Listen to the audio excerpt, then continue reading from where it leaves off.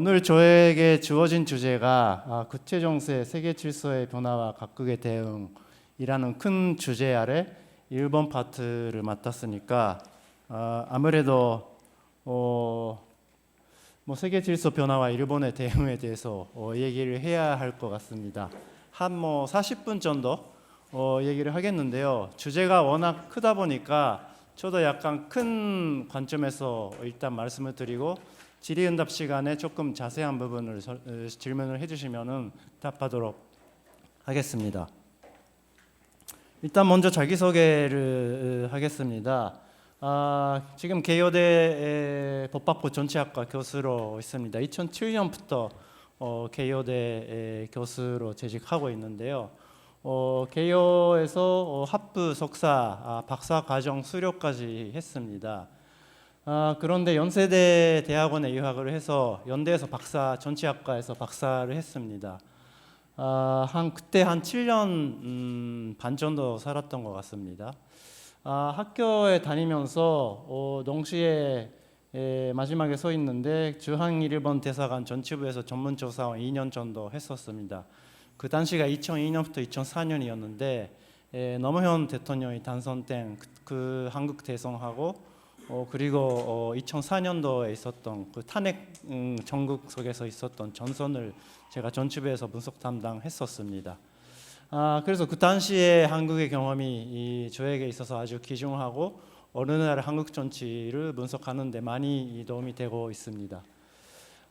그리고 개요에 재직하면서 미국에서 2년 정도 연수할 기회가 있었는데 보스턴에 있는 하버드 옌친 연구소의 1년, 그리고 워싱턴 DC에 있는 윌슨 센터하고 조지 워싱턴 대학의 시가센터에서 연수를 한 적이 있습니다.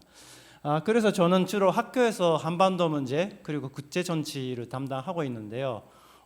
세부 영역으로는 한일 관계, 한미일 관계, 그리고 북핵 문제를 둘러싼 국제 관계 이 정도를 전공으로 하고 있습니다.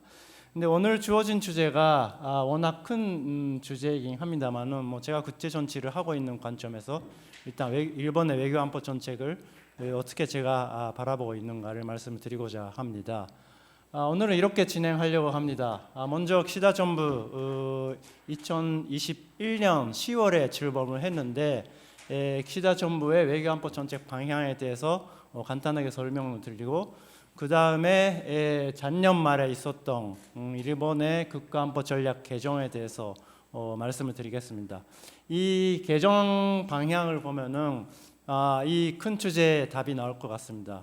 세계 질서 변화에 일본이 어떻게 지금 현재 대응하고 있는가 라는 답이 국가안보 전략 개정 방향을 보면은 어느 정도 알 수가 있을 것 같아서 일단은 개정 작업, 개정 내용에 대해서 소개해 드리고자 합니다. 그리고 그 속에서도 아무래도 계속 일본이 추진하고 있는 외교 안보 정책이 자유롭고 열린 인도 태평양이라고 하는데 그것이 과연 어떤 것인지에 대해서도 말씀을 드리고 그리고 아무래도 세계 질서 변화와 일본의 대응이라는 큰 주제이긴 합니다만은 한반도에 관한 일본의 정책에도 아마 관심이 많으실 것 같아서 한미일 협력이라든지 한일 관계에 대해서 마지막에 좀 말씀을 드리도록 하겠습니다. 네, 먼저 기시다 정부의 외교 안보 정책 방향에 대해서 말씀드리고자 합니다. 여기에 써 있는 내용들이 2022년 10월 기시다 총리께서 국회에서 서신 표명 연설을 하셨을 때 외교 안보 관련 부분에 대해서 얘기를 했을 때 나온 단어들입니다. 일단 기시다 총리가 신시대 리얼리즘 외교를 내걸고 있고 그리고 무엇보다 현재 상황에서는 우크라이나 전쟁에 대한 대응을 해야 된다라는 얘기를 당연히 많이 하고 있죠. 그런데 일본의 관점에서 본다면은 우크라이나 전쟁의 대응이 일본이 G7 아시아에서 유일한 G7 국가로서 거기에 잘 대응하겠다. 이러한 얘기를 많이 하고 있습니다. 그것이 아마 한국하고의 큰 차이일 것 같습니다.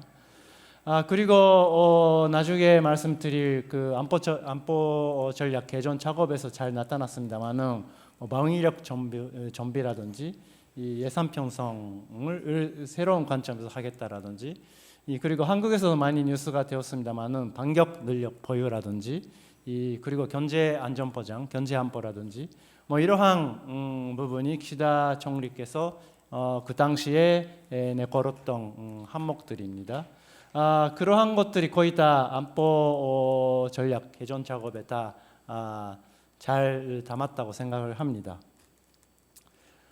그리고 2022년 6월에 기시다 총리 스스로가 자기의 외교 비전에 관해서 얘기를 한 적이 있습니다. 2022년 6월에 샹그리라 다이얼로그라고 싱가포르에서 매년 하는 안보 대화, 아시아 안보 대화가 있습니다. 거기에 기시다 총리가 키노트 스피커로 초청을 받아서 그 싱가포르에서 자기의 외교 안보 비전에 대해서 얘기를 했습니다. 아마 제가 기억하기에는 그 기시다 총리가 처음으로 체계적으로 자기의 외교 안보 비전을 얘기한 그런 장소였던 것 같습니다. 5가지 기둥이 있습니다.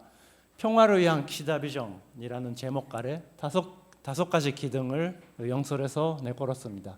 첫 번째가 아까 말씀드린 자유롭고 열린 인도 태평양 비전을 계속 전개하겠다라는 것이고, 두 번째가 아무래도 이러한 엄중한 국제 정세 속에서 안보를 강화해야 되겠다라는 얘기를 하셨고, 그리고 무엇보다 기시다 총리가 일본 정치인으로 가장 독자적이고 자기의 신념으로 내걸고 있는 게 핵무기 없는 세계라는 히로시마 출신이 국회의원으로서 핵무기 없는 세계를 향한 노력을 계속하겠다라는 얘기를 했고, 그리고 우크라이나 문제가 터짐으로써 유엔 특히 안보이사회가 기능 마비 상태입니다. 그래서 일본이 계속 주장해왔던 유엔 개혁을 비롯한 유엔 기능 강화를 다시 해야 되겠다라는 얘기를 기시다 총리도 했었습니다. 그리고 지금 한국도 아마 같은 고민을 가지고 있겠습니다만은 그 미국의 반도체 공급망 정책이라든지 중국하고의 관계에 있어서 아무래도 경제 안보 문제가 심각한 과제로 다가오고 있습니다. 그러한 경제 안보 문제도 잘 다루겠다. 이 5개가 기시다 총리가 내걸고 있는 기시다 비전입니다. 이러한 그 항목들이 안보 개선 작업에도 준시가 되어 새로운 정책에 담아진 것 같습니다. 그리고 이제 안보 전략 개선 작업을 조금 살펴보고자 하는데요. 작년 말에 개전이 이루어졌는데 사실은 작년 여름부터 계속 일본 국내에서는 이와 관련된 논의가 이루어졌었습니다. 왜 이 개전 작업을 했는가라는 그러한 그 배경이라든지 안보 전략 개정에 임하는 그런 문제의식을 살펴본다면은 일단은 특히 일본을 둘러싼 이 지역에서는 힘의 균형에 변화가 생기고 있다. 누구나 알고 있듯이 중국의 부상이라는 것이 가장 큰 관점이지만은 그러한 힘의 균형의 변화가 생기고 있고 지정학적 경쟁의 격화 상태다. 미중 전략 경쟁을 당연히 이야기하는 거죠. 그래서 그러한 변화가 국제 질서에 대한 중대한 도전으로 다가오고 있다. 이에 대해서 대비할 필요가 있다. 라는 게 새로운 국가안보 전략의 그 가장 맨앞에 쓰여져 있는 그런 문제의식입니다. 그래서 전후라는 거는 1945년 이후를 얘기를 합니다만은 전후 일본에 있어서의 가장 엄중하고 복잡한 안보 환경에 지금 직면하고 있다. 특히 이 주변국의 군비 중간이라든지 그리고 힘에 의한 일반적인 현상 변경 시도들이 특히 이 일본 주변 지역에서 나타나고 있다라고 얘기를 하는 거죠. 특정 국가를 얘기를 하고 있지는 않지만은 다 산산이 될 것 같습니다. 어떤 현상들을 얘기를 하고 있는지. 그리고 이러한 엄중한 상황에서 평시와 유사시의 그 경계선이 상당히 애매해졌다. 그러니까 늘 전쟁에 대비해야 되는 그러한 상황이 되었다라는 것이고 군사와 비군사의 경계 또한 불명확화가 된 상태다라고 얘기를 하고 있는 거죠. 뭐 구체적으로 얘기를 하자면은 일본이 중국과의 관계에 있어서 센카쿠 열도 문제를 가지고 있습니다. 센카쿠는 일단은 일본이 지금 지배를 하고 있는 영역이지만은 중국 그 건선이라고 하는데 뭐 일단 어성 현대를 위장한 그 권적인 선박들이 이 거기에 생각 주변을 뭐 왔다 갔다 하면서 일본의 안보 능력을 그 어느 정도 갖춰져 있는지를 체크하는 그런 움직임들이 있습니다. 그러한 움직임이 바로 평산시와 유사시 그리고 군사 비군사의 경계를 불명확하게 만들고 있는 그런 움직임의 이래라고 할 수가 있겠습니다. 그러한 것들에 대비할 필요가 있다. 어떻게 대비해야 되는가? 총합적 국력으로 그 기구를 수호해야 되겠다라는 게 이번에 안보 정책이 얘기를 하고 있는 부분입니다. 외교, 방위, 경제, 기술, 정보 등등 모든 영역에서 일본의 국력을 강화해야 되겠다라는 그런 목적이 있습니다. 그래서 저는 안보 정책을 실천 면에서 크게 전환하겠다라는 게 작년 말에 이루어졌던 국가안보 전략 개정이라고 할 수가 있겠습니다. 그런데 한국에서 언론 보도라든지 뭐 그 한국 분들하고 대화를 하게 되면은 일본의 정책에 대해서 조금 뭐 오해라고 할까? 조금 더 이해해 주시면 하는 부분이 있습니다. 여기서도 써 있듯이 실전 면에서 전환을 하겠다라는 건데 그것이 의미하는 것은 제 해석으로는 헌법이나 법적으로는 기본 원칙은 계속 유지하고 있다라는 거죠. 특히나 여러분들 뭐 알고 계시겠습니다만은 일본은 헌법을 한 번도 개정한 적이 없습니다. 그래서 여전히 법적인 제약이 아주 강하게 작동하고 있습니다. 전후에 뭐 전쟁에서 치고 나서 샌프란시스코 강화 조약으로 일본이 다시 독립을 하게 되었습니다만은 그 당시에 받았던 제약들이 아직도 일본 뭐 외교안보 정책뿐 아니라 일본을 운영하는 국가를 운영하는 게 있어서 그게 어떻게 보면 제약 요인으로 작동하고 있고 어떻게 보면은 그 계속 기반으로 되어 있습니다. 그런 부분을 놓치면 안 될 것 같습니다. 그래서 이런 작업이 있으면 항상 뭐 일본은 이제 전쟁할 수 있는 나라가 되었다라고 많이들 하시는데 그렇지는 않습니다. 일본이 이 군사력을 행사할 수 있는 유일한 조건이 적극에서 아니면 외부 세력으로 공격을 받았을 때만이 이 군사력을 행사할 수 있게 되었습니다. 자위력만 행사할 수 있는 거죠. 그것을 일본어로는 전수방위 원칙이라고 합니다. 그 원칙은 변하지가 않았습니다. 그러한 큰 제약이 있는 가운데 그래도 국제 정세가 크게 변화하고 있으니 그에 대한 대비 또한 필요하다라는 게 지금 일본에서 일어나고 있는 안보 정책의 전환이다. 그렇게 말씀드릴 수가 있을 것 같습니다. NSS 국가안보 전략이니까 National Security Strategy니까 NSS라고 하는데 NSS를 보면은 이 세계 질서, 지역 질서의 변화를 일본이 어떻게 인식을 하고 있는가라는 부분이 잘 드러납니다. 중국에 대해서는 최대의 전략적 도전이다라고 얘기를 하고 있습니다. 여기서 주목해야 할 부분은 위협이라는 말, 군사적 위협이라는 말은 중국에 대해서는 쓰고 있지는 않습니다. 그것이 가장 포인트라고 할 수가 있죠. 근데 여러 가지 해석이 있는데 뭐 제가 같은 동료라든지 안보 전문가들하고 얘기를 하다 보면은 당연히 중국이 가장 일본에서는 유의해야 될 안보 대상이지만은 굳이 적으로 지명할 필요는 없지 않겠는가? 라는 게 일반적인 해석인 것 같습니다. 당연히 중국을 염두에 두어야 되겠지만은 중국하고는 여러 가지 복합적인 입체적인 관계를 가지고 있습니다. 센카쿠 문제에 있어서는 당연히 영토 문제를 안고 있는 그러한 엄중한 관계에 있기도 하고 하지만은 경제 관계에 있어서는 뭐 일본도 그렇고 한국도 그렇고 세계의 한 130개 나라들이 그렇습니다만은 중국이 이 최대의 무역 파트너이기도 합니다. 그래서 경제적으로는 그 의호 관계, 협력 관계를 유지하면서 안보 측면에 대비해야 되는 그러한 복합적인 관계를 유지하고 있기 때문에 굳이 위협으로 쓸 필요가 없다라는 판단이 있는 것으로 개인적으로 분석을 하고 있습니다. 그런데 북한에 대해서는 전정 예전보다 한층 더 중대하고 절박한 위협이다 라고 쓰고 있습니다. 그래서 여기서는 중국, 북한, 러시아 이렇게 세 개 일단 소개하겠습니다만 북한이 가장 절박한 위협이라고 일본에서는 인식을 하고 있습니다.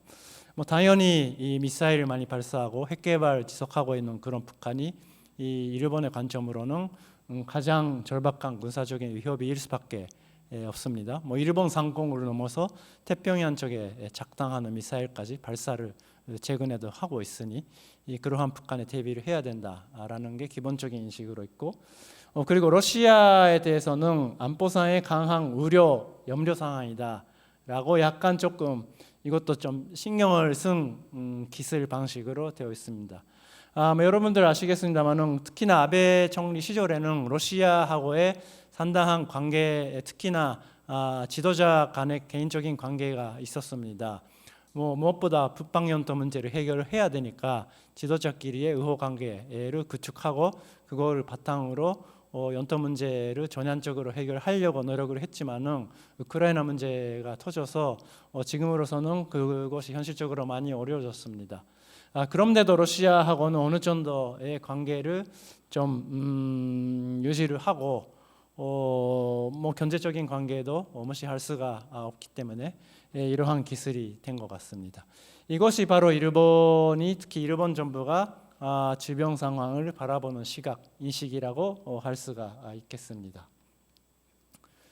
그러면은 안보 전략 개선 작업을 통해서 어떻게 국력을 강화하려고, 방위력을 비롯한 일본의 힘을 강화하려고 하고 있는가라고 하면은 쉽게 정리를 하자면은 세 가지 기둥이 있을 것 같습니다.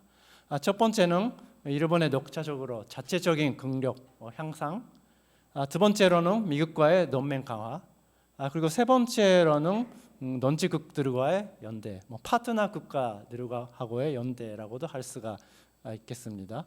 자체적인 국력 향상, 이것이 아무래도 한국에서 가장 많이 주목을 하는 부분인 것 같습니다.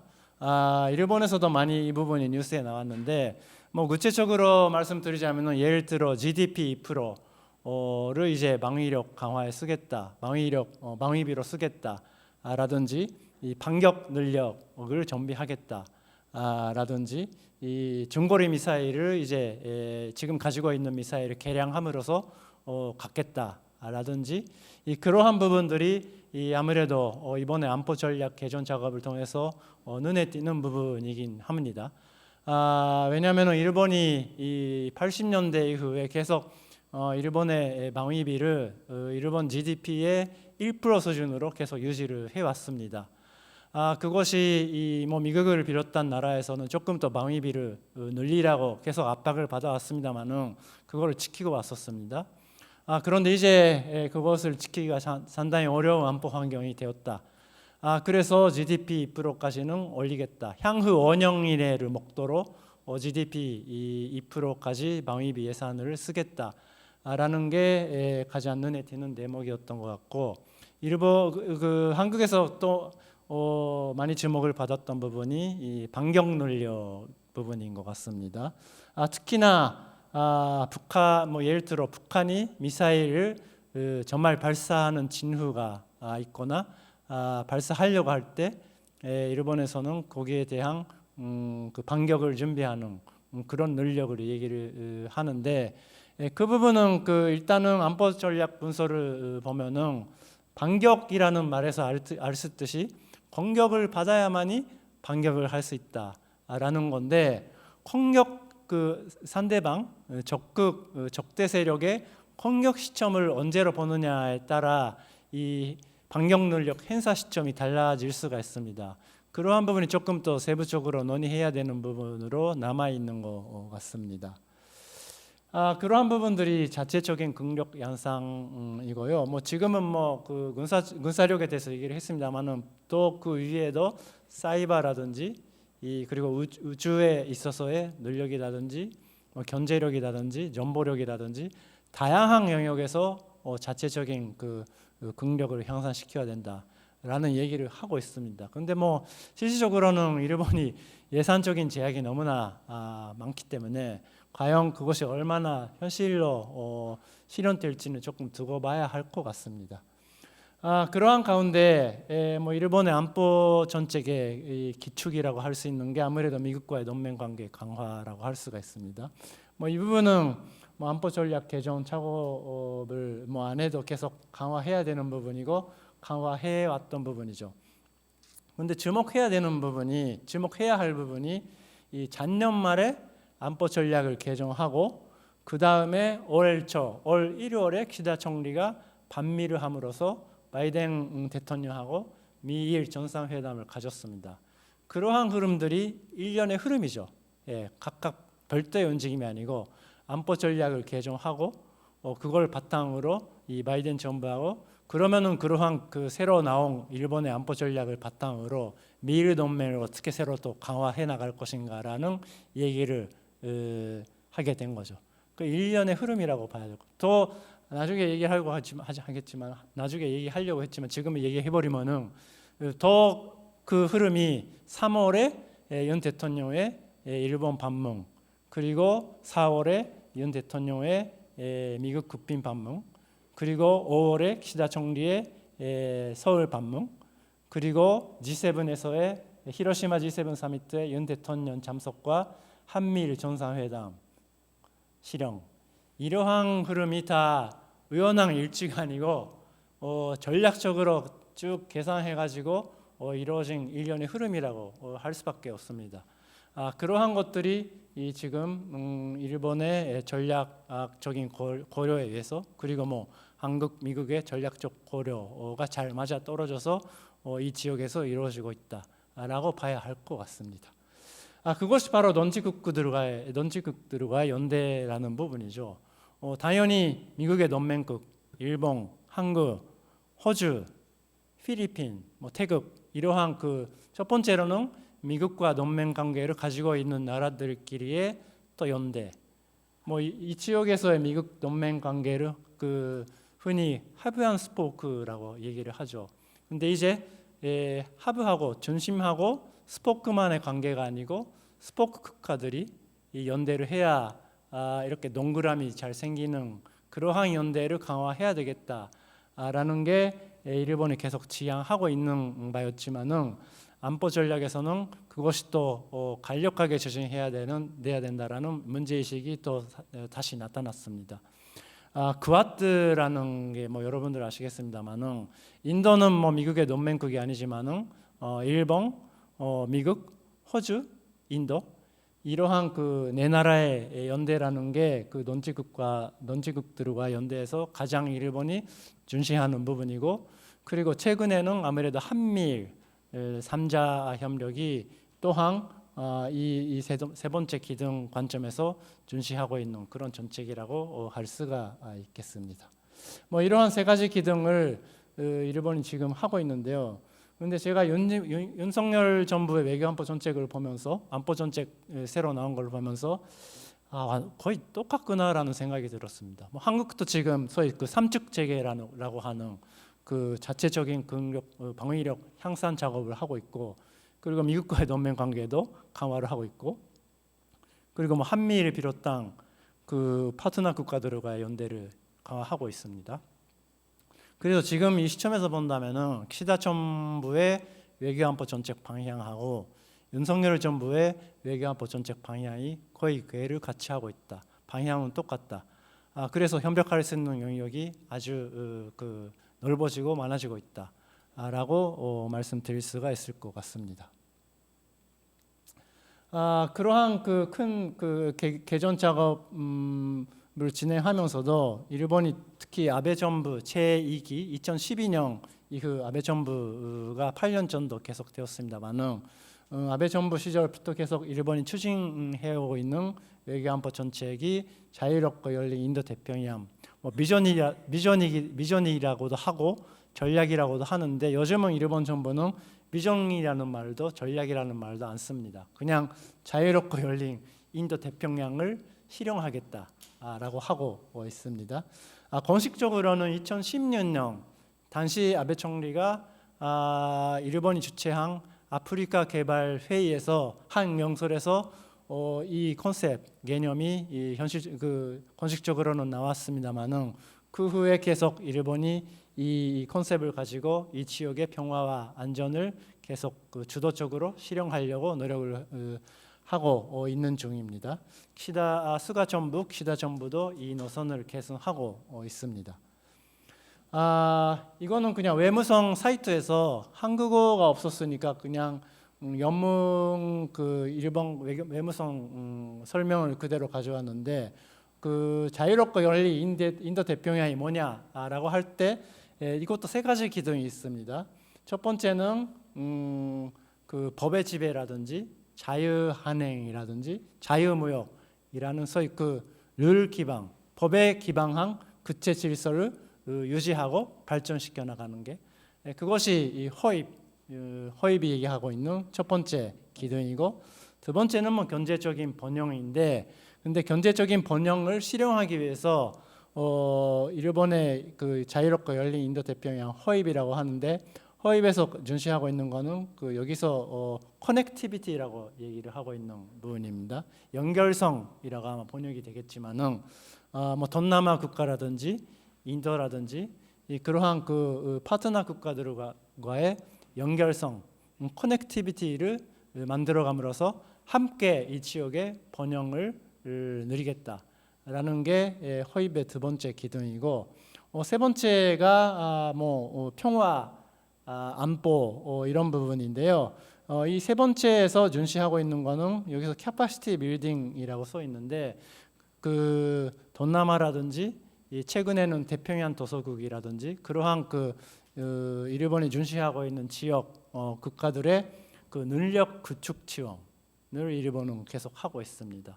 뭐 구체적으로 한 예를 들자면은, 예를 들어 뭐 동진하해, 남진하해에서 일단 동남아 국가들이 일본이 생각해서 처하고 있는 거하고 비슷한 상황에 처하고 있습니다.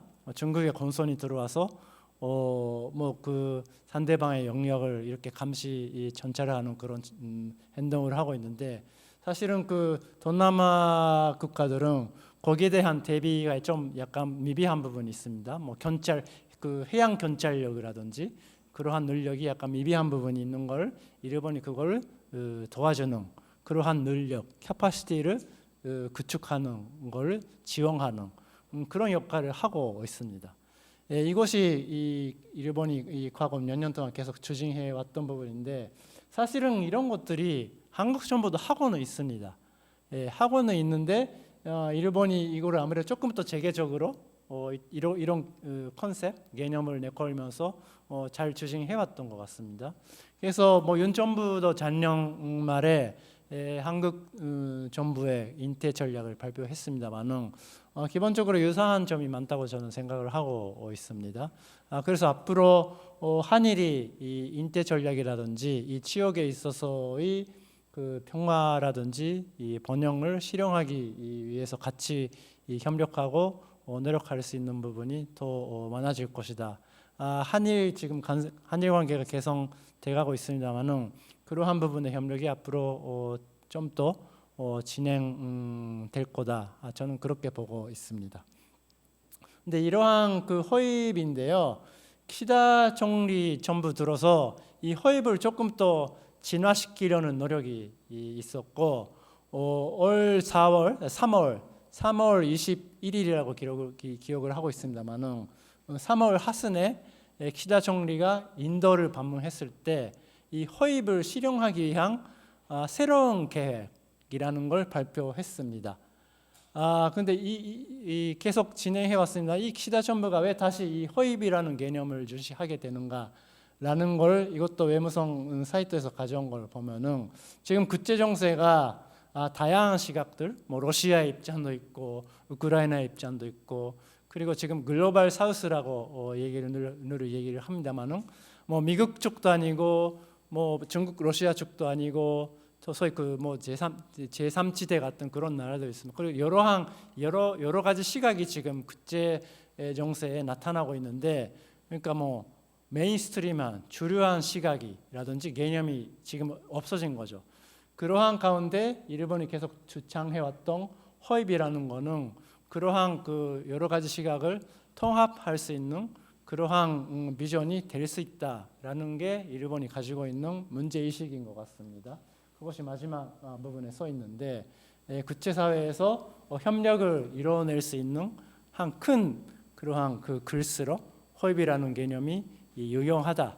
그래서 이 개념을 갖다가 더 발전시켜 나갈 필요가 있다라는 게 지금 기시다 정부가 얘기를 하고 있습니다.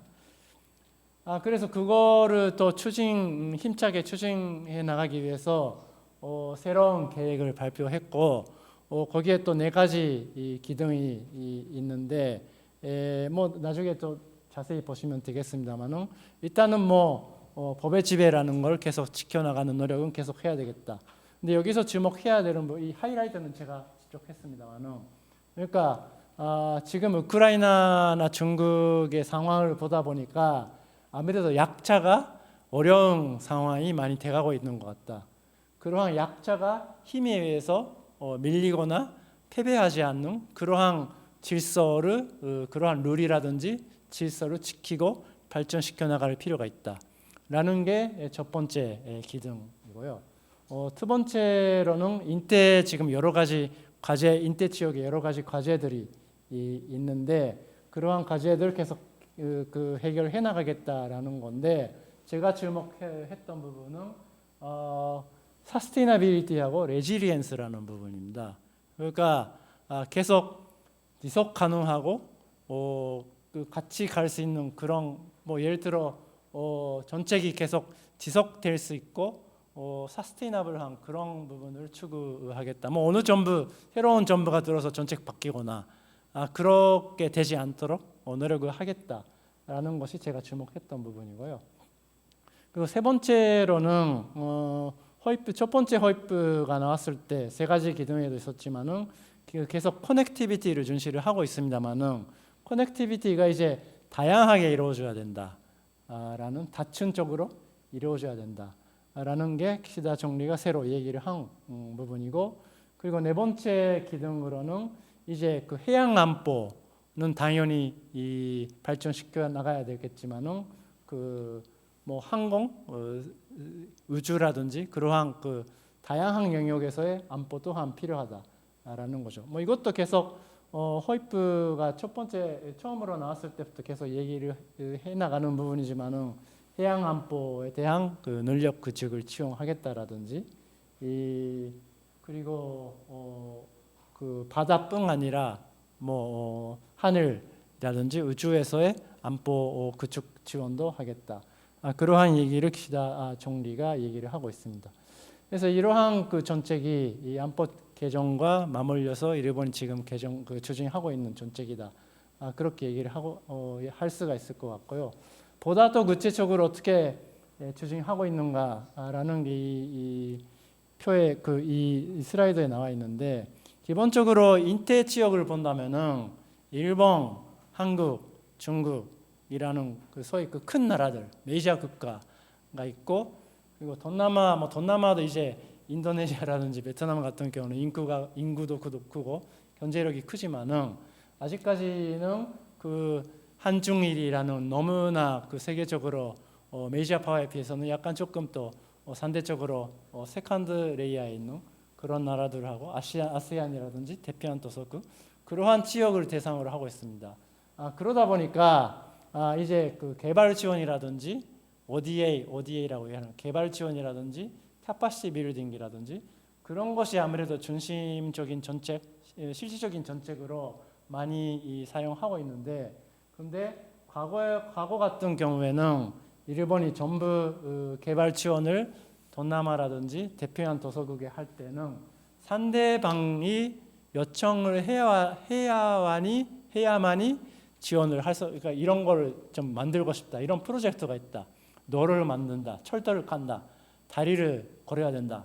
그래서 일본 조금 지원해달라라는 상대방의 요청이 있어야만이 일본이 알았다. 심사를 해서 알았다라고 지원을 했는데 이제 새로운 그 허입에서는 일본이 조금 더 적극적으로 제안을 하는 이런 게 있으니 이런 부분을 조금 이런 프로젝트 하면 좀 좋을 것 같다라는 제안형 지원으로 전환을 하겠다라는 게 새로운 계획에서 눈에 띄는 부분이라고 할 수가 있습니다.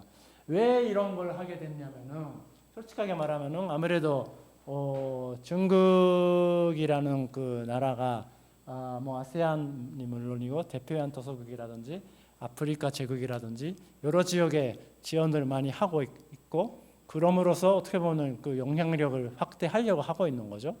근데 이제 일본이 재정적인 능력으로는 중국을 못 따라갑니다. 규모가 너무 달라져서. 그런데도 중국이 이 제3국에 하는 지원에는 여러 가지 문제가 있는 것 또한 사실이죠. 그러한 것들을 일본이 잘 인지를 하고 일본이 지원을 하면 보다 질이 높은, 보다 질이 좋은, 더 의미 있는 그러한 지원을 할 수 있다라는 걸 조금 더 적극적으로 제안해 나가겠다라는 게 일본이 생각하고 있는 새로운 허입의 새로운 계획인 것 같습니다.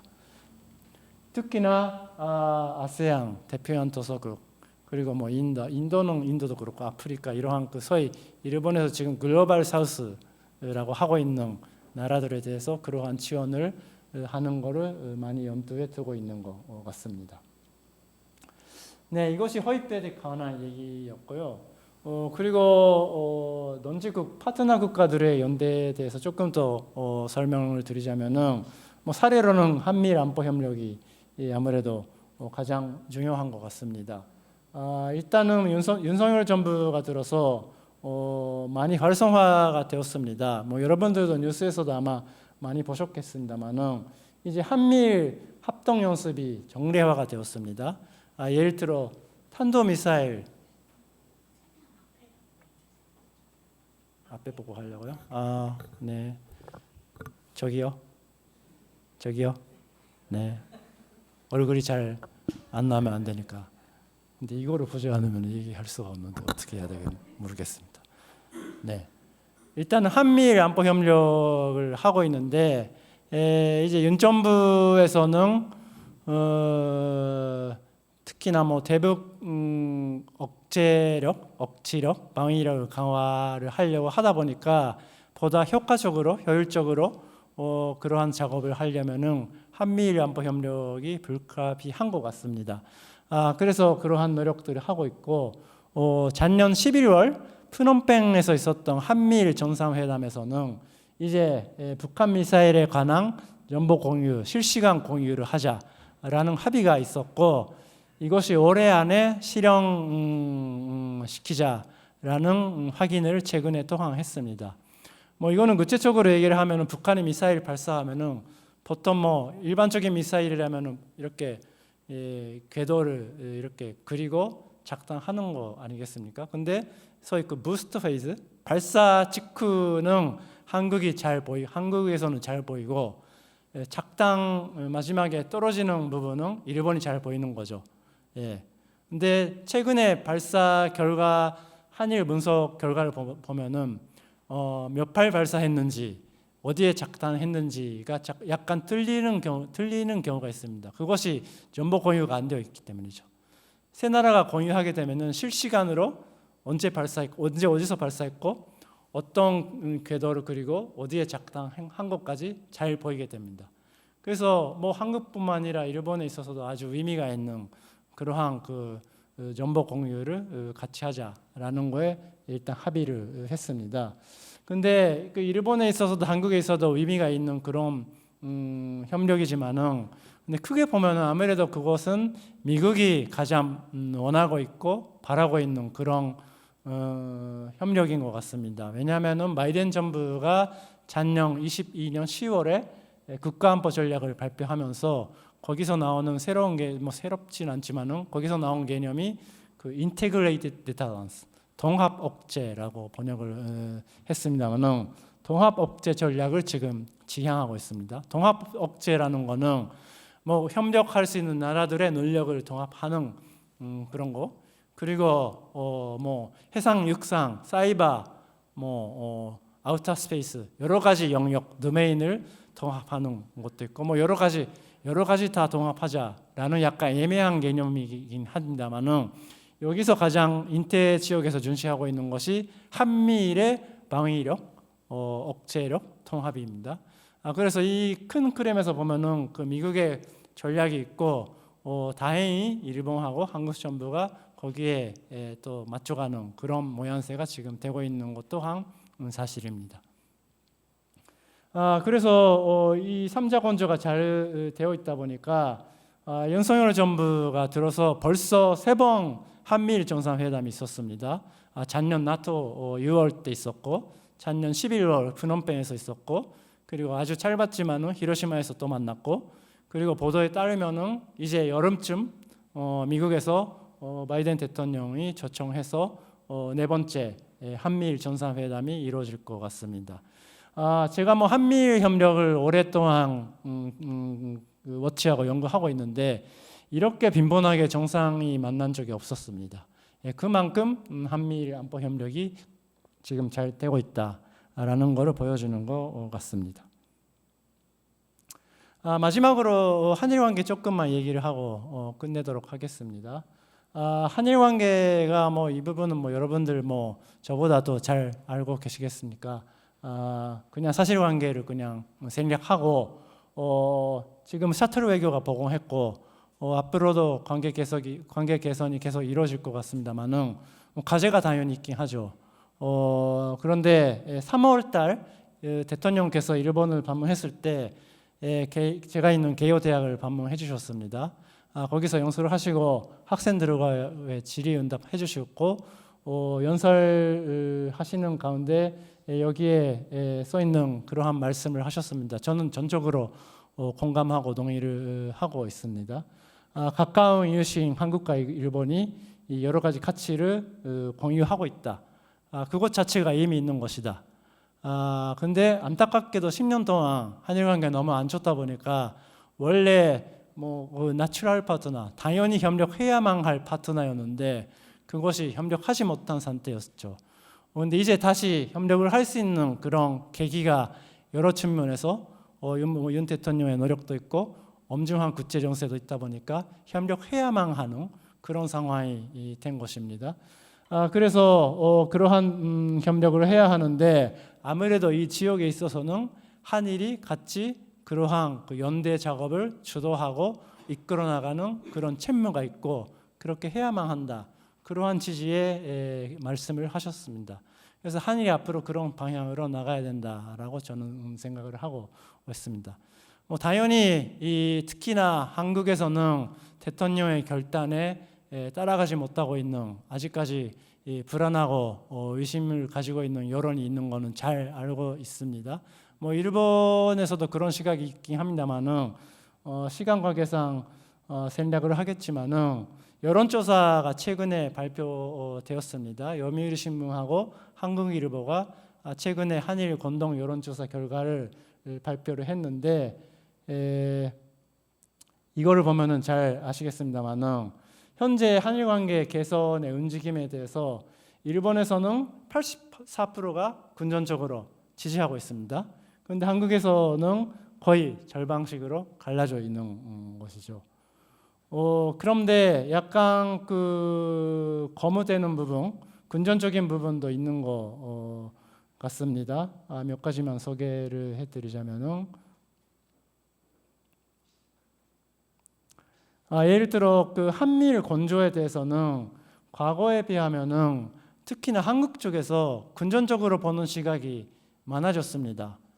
제가 해석하기에는 아무래도 한국 국민들이 한미일 협력은 그렇게 적극적으로 전적으로 지지하는 그런 분위기가 아닌 것으로 저는 이해를 하고 있습니다만은 그래도 우크라이나 문제라든지 북한 문제라든지 뭐 중국하고의 관계라든지 여러 가지 안보 상황이 엄중하다 보니까 그래도 한미일 협력 불가피하게 해야 되지 않겠는가라는 그런 여론이 있는 것 같습니다. 그러한 그 긍정적인 측면을 뭐 한일 리더도 그렇습니다만은 한일 양국 국민이 또 잘 키워나가는 그런 노력이 필요하지 않겠는가. 저는 그렇게 생각을 하고 있습니다. 네, 일단은 45분 얘기를 했으니까 이 정도로 마무리하고 또 보다 자세한 부분은 질의응답 시간을 갖고 뭐 여러분들의 고경 코멘트도 듣고 저도 많이 배우고 진행하도록 하겠습니다. 네, 감사합니다.